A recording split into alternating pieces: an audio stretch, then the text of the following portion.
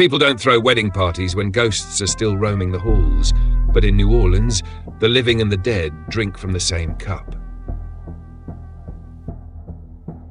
I hadn't seen Martin Langford in years.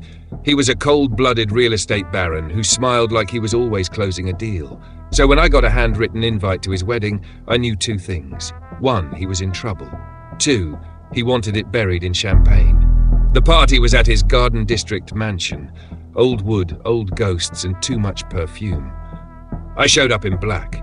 Not for the occasion, for the history. Ray, you old bastard, still chasing ghosts? Only the ones that bleed, Martin. Congratulations, again.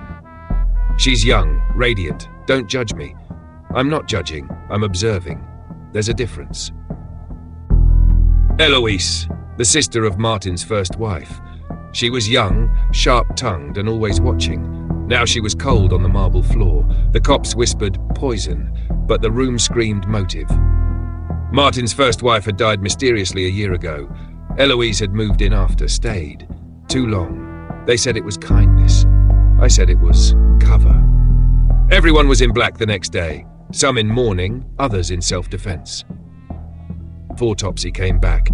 Eloise was 5 months pregnant. I followed the trail through text messages, deleted calls, and a bottle of prenatal vitamins stashed behind perfume bottles in her room. Every arrow pointed back to Martin.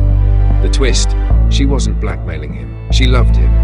She thought he'd leave his new wife. She thought wrong. Ray, she was going to keep the baby, thought it would bring you back. Instead, you gave her poison. She said she'd ruin everything. My marriage, my name. I didn't mean to. I panicked. You didn't panic. You planned. That night, Martin was found in his study. Whiskey in one hand, a pistol in the other. No note. Just a photo. Eloise, smiling in sunlight, belly just starting to show. In the end, the dead don't whisper. They scream. Through stained glasses, through poisoned lips. You just have to listen. Martin's estate went to his young widow.